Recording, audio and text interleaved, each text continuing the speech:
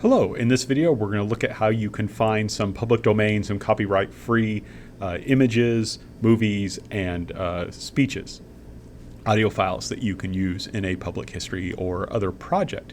One of the best places to look is Wikipedia Commons. As the name implies, it's meant as a repository of things like public domain materials. Now you do want to double check to make sure everything is fine there.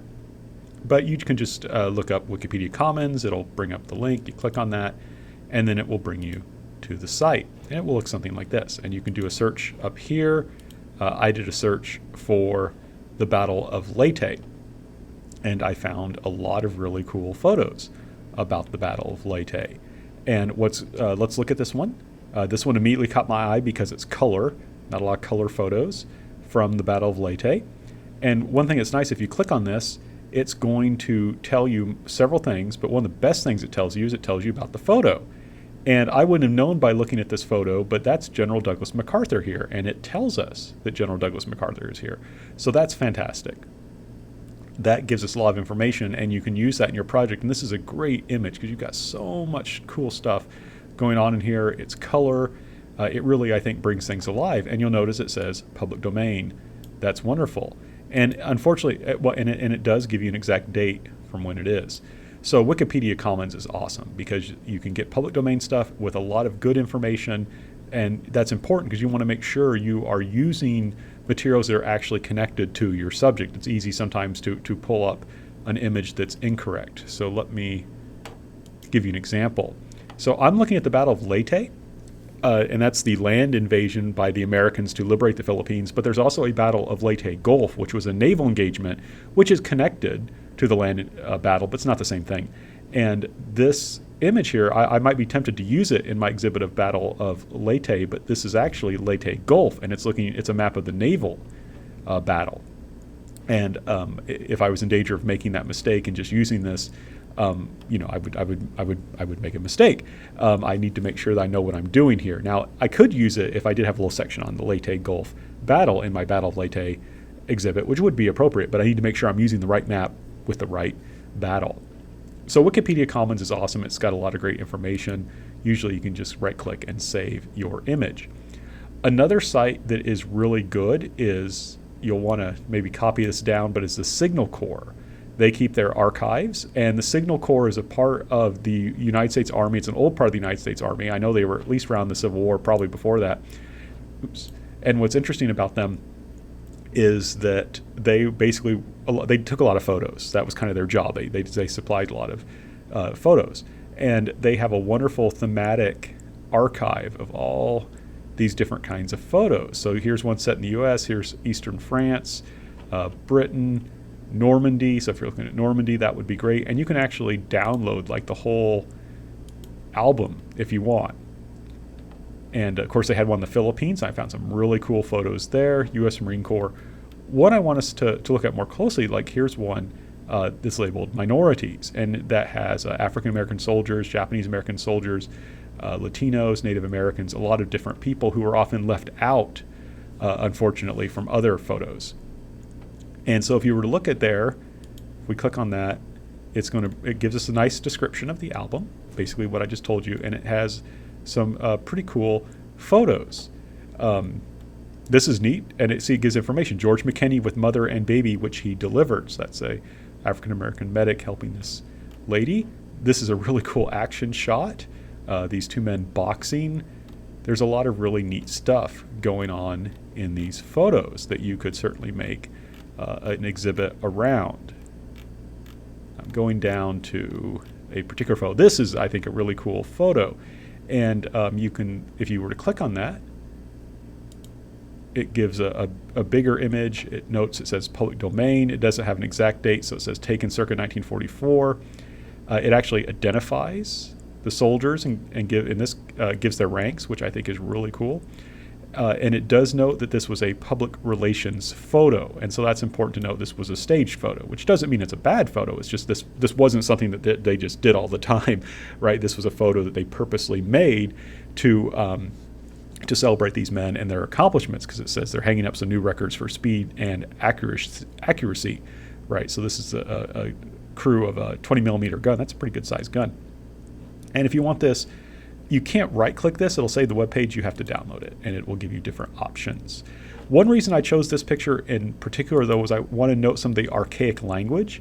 So they're referred to as a colored crew, and that must be the old the old caption that was made in the 1940s. You wouldn't normally say that today, right? That's an archaic phrase, even offensive.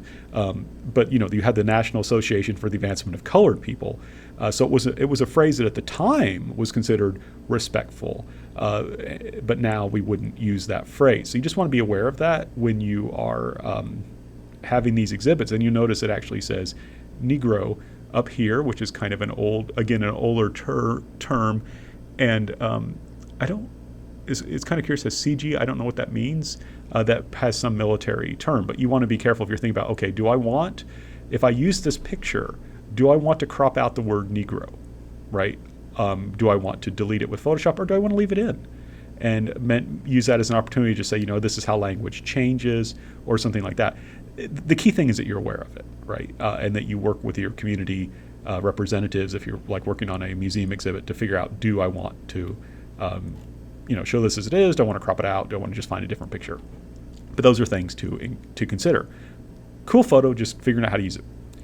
Another place where you can find photos as well as some other materials, movies and things, is the Library of Congress, and they have a digital collection. I find their website difficult to use, and they have a lot of stuff that's like, I just couldn't find a whole lot of useful stuff.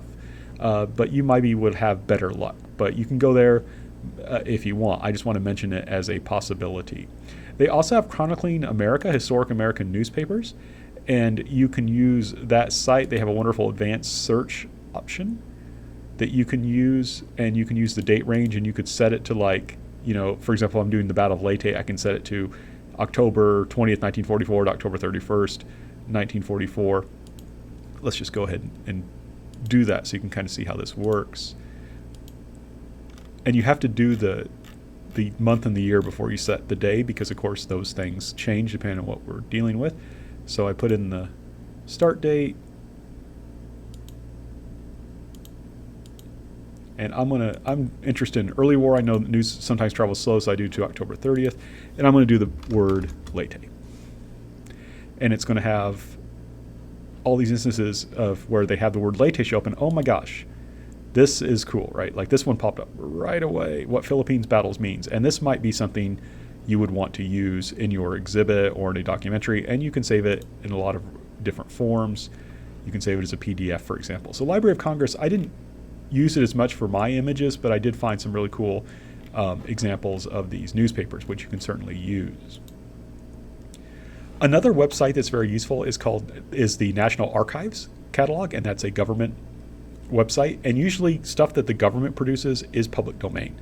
I do want to note when it says potentially harmful content alert, see NARA's statement. It's just like I was saying, sometimes that you do have racial slurs, you have problematic language sneak into the materials, and you just want to be aware of that. And some of it's just disturbing. So, for example, I found a video that had lots and lots of dead Filipino children in it. And it was very disturbing to watch, and I opted not to use that in my documentary because it was so disturbing. But this is a great place. So let's if we were to do a search for Leyte, because I'm doing Battle of Leyte. So I got 8,000 results. That's a bit much. So let's refine it, and we can refine by type of material. And look, moving images. Wonderful. And that brings it down to 400 or 201, right? We're down to 201. That's good. Let's zoom down more because I want stuff from 1944 because that's when the battle is. So I'm going to click on the 1940s. Great. Now I'm down to 167. Let's just do available online. I'm not going to be able to go to the National Archives physically. And boom, now we've got a whole bunch of wonderful images. And you'll notice they have a description. So this one says flag raising ceremony. So I'm going to look at that. Clicked on that, and that brings up the video. And it gives you information about who created it, so forth and so on. And it gives you some descriptions of who is pictured in the material. So it's really cool. And you can then watch it and see if it's something that is worthwhile. And it's mostly government kind of ceremonies. It's not battle footage. It's a ceremony that was arranged. That's Filipino President Osmanias right there. That's here giving a speech. And there's an, oops. Let's see if I can find the actual flag. Somewhere they actually raised the flag.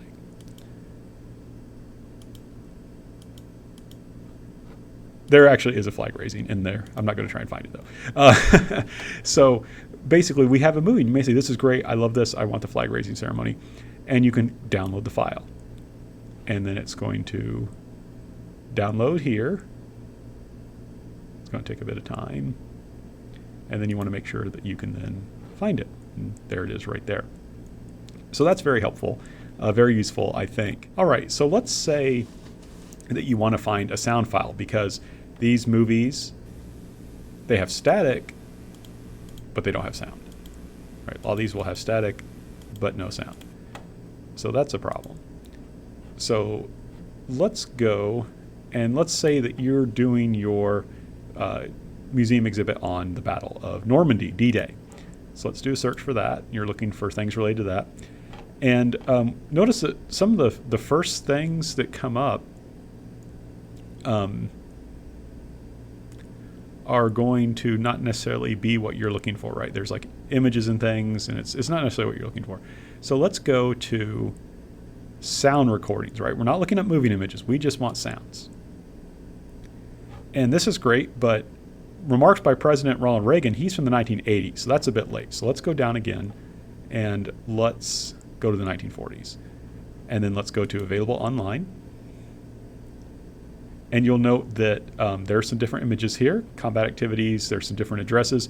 This looks prominent. Franklin Delano Roosevelt's prayer for success of the Normandy invasion. And that would be kind of a cool thing. You know, you put his prayer over American soldiers hitting the beach. That could be neat. So you click on that. And just like before, there's a little player. You can actually listen to it. Lead them straight and true. Okay, good sound quality. And you can right-click this and save the link. And you just want to make sure, okay, MP3 audio player is going to save as a VLC. We can also go to it directly, and it'll play, and we can hit save audio as, in this case, it'll also do as MP3 audio file. I guess it's connected to VLC, but it's going to be an MP3, so that's great.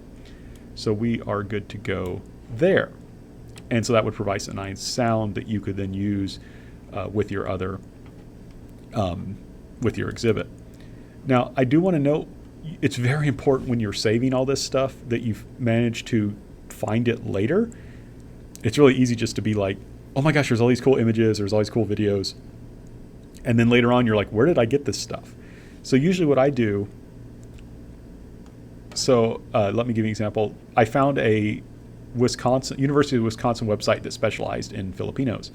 And so what I did was I copied the website wherever I found an image. I wrote down the name of the image, and I had a brief description so I could find it later. Likewise, with the movies, I like to do something similar. I had the website. I had a name. This is the website, and then I wrote down the name of the file. And then later on, as I watched it, I filled in my notes about it. So the key thing is you want to stay organized. You want to be able to find these things again should you need to, should you lose it. And this just makes it easy. You want to make sure all that stuff is well organized. But hopefully this will get you on track to find some interesting images and movies and so forth for your projects.